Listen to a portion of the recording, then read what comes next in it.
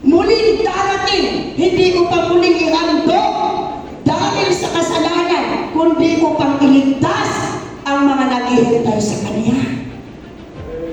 Are you ready? Ikaw ba talaga yung totoong naghihintay? Pwede ba palakpakan natin sunod? Bakit kailangan itong ginawa ito? Sapagkat in the last days, prepare our son and daughter. Mag-ready kayo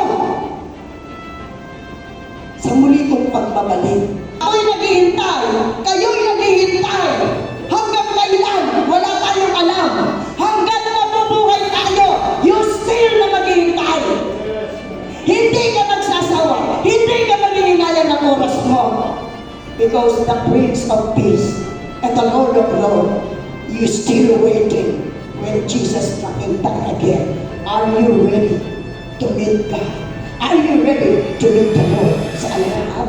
Paano tayo maghanda sa pagbabalik ni Kristo? Number 1, maghanda, maghintay, manatiling malinis ang puso, magbantay.